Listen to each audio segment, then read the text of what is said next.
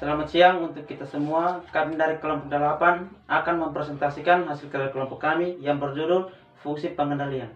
Sebelum kami memasuki ke materi, kami akan memperkenalkan nama kami masing-masing. Nama saya Yosef Ferrara Luituan Leki. Nama saya Yormaligan Sokikau. Nama saya Melcian Agape Kubitin. Nama saya Yohana Abu Carlos. Dan nama saya Maria Ayu Ikun. Oke, baik. Kami akan memasuki pembahasannya. Yang pertama, pengertian pengendalian.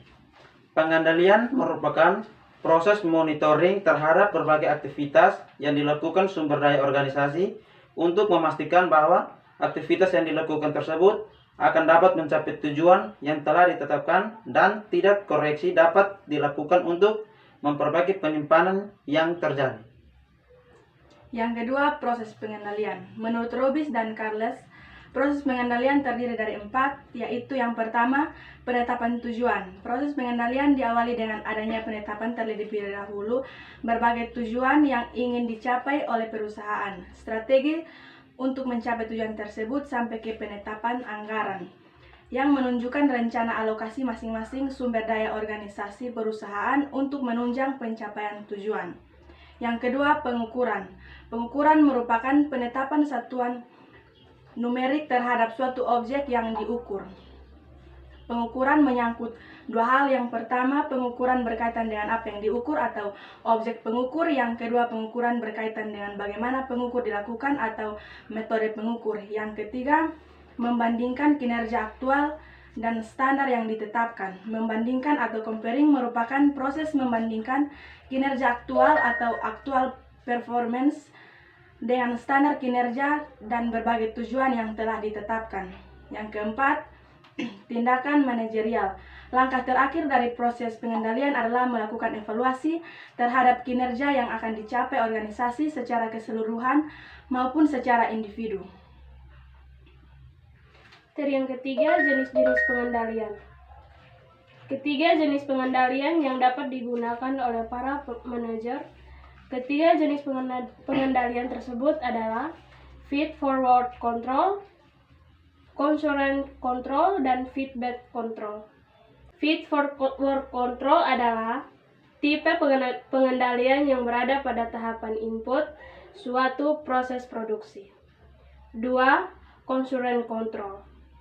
Concurrent control merupakan pengendalian yang dilakukan oleh para manajer selama proses produksi berlangsung. Ketiga, feedback control.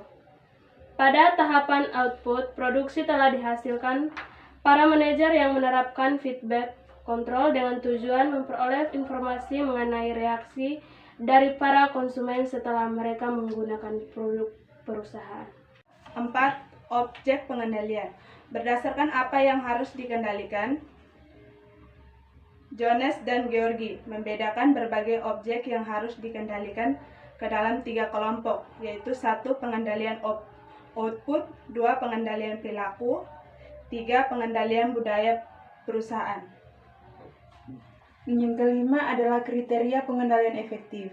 Menurut Lewis, agar suatu sistem pengendalian dapat berjalan secara efektif dalam mendeteksi dan melakukan tindakan koreksi terhadap berbagai kinerja yang tidak sesuai dengan standar, maka sistem pengendalian tersebut harus memenuhi beberapa kriteria sebagai berikut. 1. Sistem pengendalian harus berhubungan dengan strategi perusahaan. Sistem pengendalian yang baik merupakan sistem pengendalian yang dapat mengukur sesuatu yang dianggap penting saat ini dan di masa yang akan datang. Yang kedua, memaksimalkan seluruh langkah di dalam proses pengendalian. Agar dapat diterapkan secara efektif, sistem pengendalian harus menggunakan seluruh langkah yang ada dalam proses pengendalian secara maksimal. Yang ketiga, mengandung ukuran yang objektif dan subjektif. Sebuah sistem pengendalian pada umumnya tidak hanya terdiri dari satu ukuran kinerja tunggal, melainkan akan mencakup berbagai ukuran kinerja yang diperlukan. Yang keempat, memiliki kinerja waktu feedback yang jelas.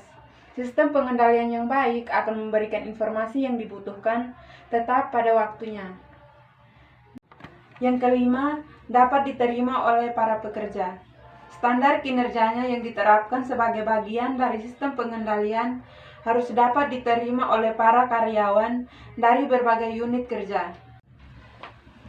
Ya baik, sekian dari pembahasannya. Kami dari kelompok 8 menyampaikan banyak terima kasih.